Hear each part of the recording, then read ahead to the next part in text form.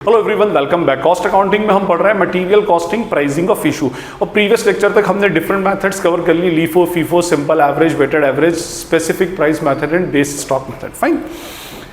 इस लेक्चर में अब हम डिस्कस करेंगे some special adjustments under pricing of issue. Pricing of issue में कुछ स्पेशल मेथड्स के अलावा, मेथड तो जो भी रहेगी वो रहेगी, उसके अलावा उसके कुछ स्पेशल एडजस्टमेंट्स होते हैं, जैसे गुड्स का रिटर्न हो जाना, गुड्स का रिटर्न आ जाना, गुड्स का स्पॉइलेज, गुड्स का खराब हो जाना।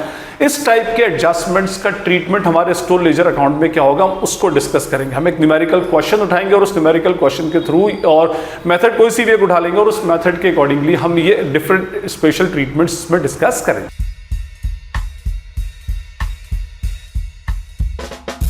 ये मेरे पास स्टोर लेजर अकाउंट का फॉर्मेट है as usual. Date, reference number, receipt, issue and balance, quantity rate amount, quantity rate amount और क्वांटिटी रेट अमाउंट। मैं आपको ऑलरेडी बता चुका हूं कि भाई कुछ लोग रेफरेंस नंबर के दो कॉलम्स बनाते हैं, रिसीट के लिए अलग और एक इशू के लिए अलग, वहां पर जीआरएन और इधर एसआरएन लिखते हैं। मैं एक ही कॉलम के अंदर दोनों एक्चुअली एडजस्ट कर देता हूं। एनीवे, मैं क्वेश्चन रीड कर रहा हूं, यहां से हम कुछ special transactions one by one देखते जाएंगे।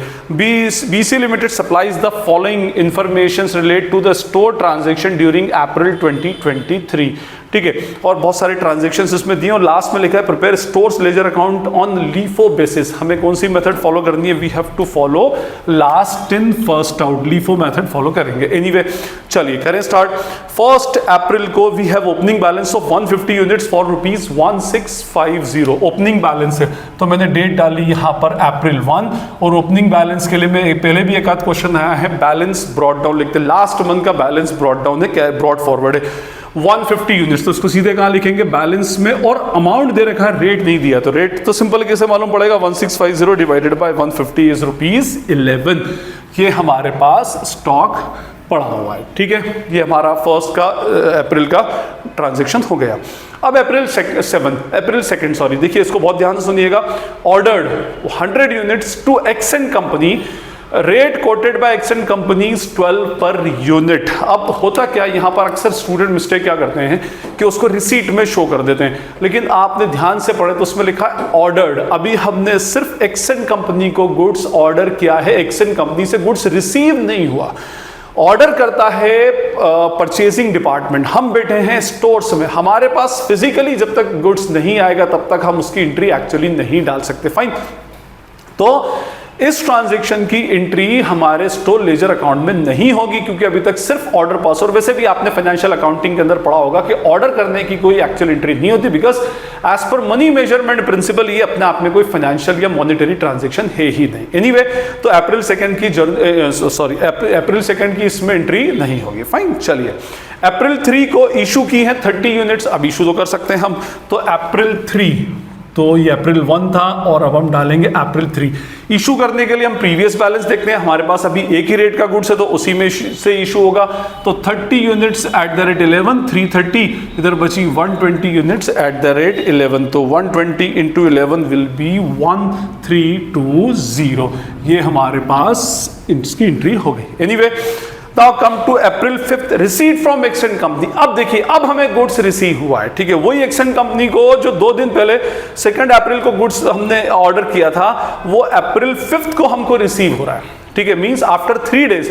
तो उस टाइम तो हमने इसकी एंट्री की नहीं थी क्योंकि वो फाइनेंशियल ट्रांजैक्शन नहीं था, बट अब हमको इसकी एंट्री डालना पड़ेगी 100 यूनिट्स एट द रेट 12 क्योंकि एक्चुअली फिजिकली रिसीव हो रही है। तो अप्रैल 5 हमने डेट डाली, अप्रैल 5, और किससे रिसीव हुआ है? एक्सेंट कंपनी से। कितनी units? 100 units at the rate 12 और अमाउंट विल बी 1200। अब लीफो है हो या फीफो हो, पहले वो पुराना स्टॉक आएगा नीचे 120, 11, 1320 और 100 eight the rate 12, that is what 1200। ये हमारे पास 2 स्टॉक हो गए। ठीक है, उसके बाद अप्रैल 8 को हमने गुड्स इशू किया है 65 यूनिट्स। तो मेथड कौन सी हमारी? लास्ट इन फर्स्ट आउट, तो पहले 100 में से जाएगा, तो 65 यूनिट्स एट द रेट 12, तो 65 इंटू 12 विल बी व्हाट 780। और बैलेंस क्या बचेगा? 120 में नो चेंज 1320 और 100 minus 65 will be 35 eight the rate 12, तो 35 इंटू 12 इज इक्वल्स टू 420। ठीक है, ये हमारे पास आ गया। चले, उसके बाद अप्रैल 11, अब ये देखिए फिर एक हमारे पास इंपॉर्टेंट ट्रांजेक्शन है अप्रैल 11 का, return to Accent company 25 units. हमने एक्सेंट कंपनी से जो गुड्स बाय किया था ना 12 रुपीज वाला, इसमें से 25 units due to bad quality या खराब होगा या अप टू द स्पेसिफिकेशन नहीं होगा, जो हमने ऑर्डर किया था वो नहीं होगा, हमने उसको रिटर्न कर दिया। देखिए रिटर्न कर दिया तो स्टोर तो सिर्फ दो ही एंट्री जानता है, एक रिसीट गुड्स का आना और एक इशू गुड्स का जाना, तो वो इसी की एंट्री करेगा। तो वो एक्सेंट कंपनी को गुड्स रिटर्न करेगा अप्रैल 11 को।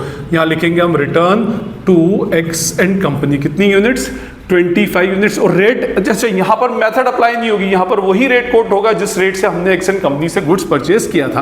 तो ये हो जाएगा 300। तो 120 पे नो चेंज, 1320 और 35 minus 25 10 @12 120 will be the balance. चलिए ये भी मेरा ट्रांजेक्शन हो गया, ये एक इंपॉर्टेंट ट्रांजेक्शन था, याद रखिएगा, ठीक है।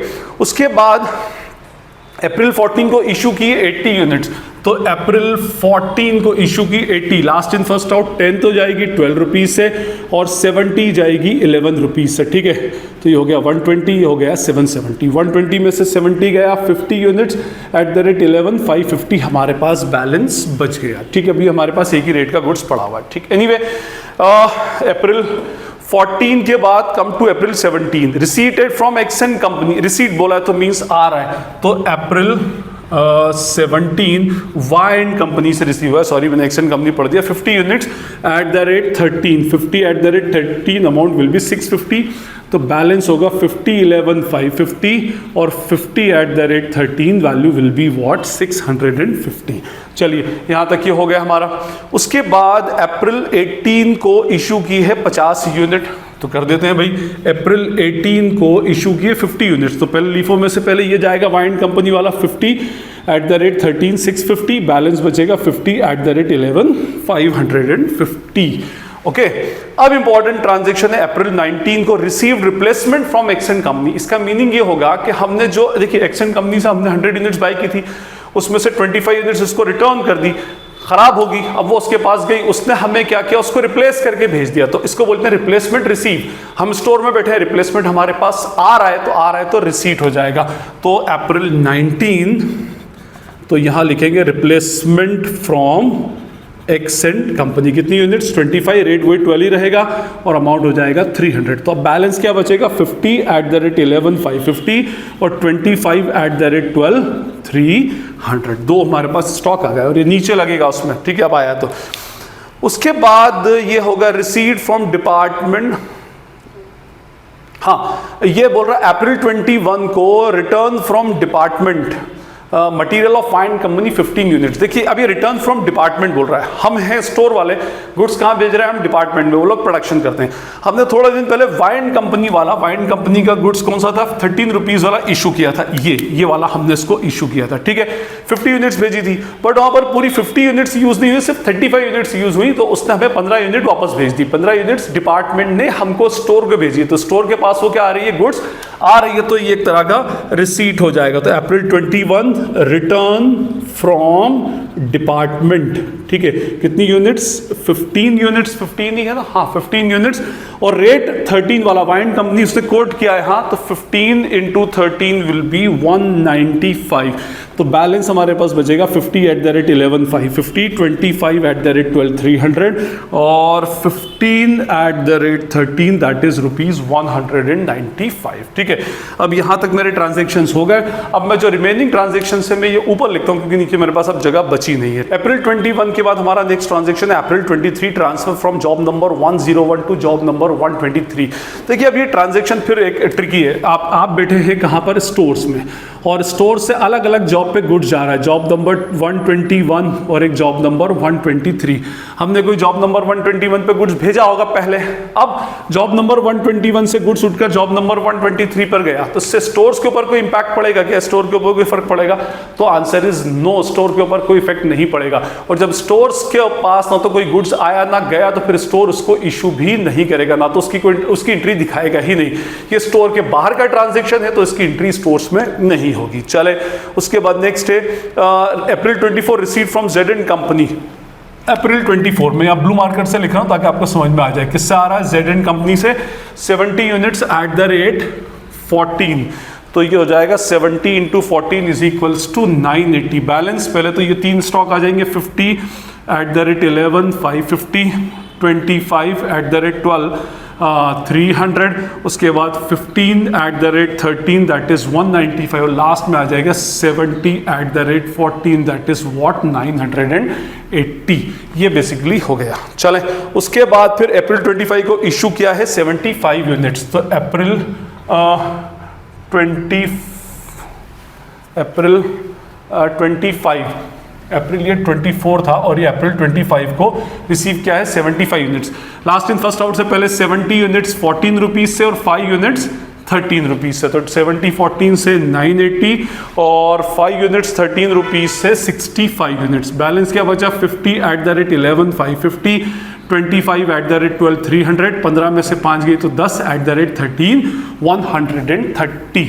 ये बैलेंस हमारे पास बच रहा है। ओके, उसके बाद April 28 transfer from department P to department Q 10 unit. Same to same transaction है, डिपार्टमेंट पी से डिपार्टमेंट क्यू को दिया है 10 यूनिट। तो हमें क्या करना? डिपार्टमेंट टू डिपार्टमेंट ट्रांसफर है, स्टोर्स के ऊपर कोई इंपैक्ट नहीं पड़ेगा, तो no entry will be done. April 29 return to wine company, wine company को माल वापस किया 2 यूनिट का, तो अप्रैल 29 यहां लिखूंगा return to wine company 2 units. अच्छा, अब इसमें मेथड नहीं लगेगी, जो वाइन कंपनी का गुड्स है वही लगेगा, और वाइन कंपनी का था 13 रुपए वाला ये, तो 13 रुपीज से तो ये आ जाएगा 26। बैलेंस विल बी 50 11 550, 25 12 300 और 213 10 में से कितनी यूनिट जा रही है? सॉरी 8 यूनिट, सॉरी 8 यूनिट जा रही हैं, तो 8 into 13 will be 104, 2 into 13 that is 26। ये हमारे पास से चला गया। एनीवे, लास्ट ट्रांजेक्शन है अप्रैल 30 का shortage in stock taking. Shortage in stock taking का मीनिंग होता है कि हमने फिजिकल वेरिफिकेशन किया, एंड ऑफ द मंथ में 2 यूनिट्स कम पड़ रही हैं।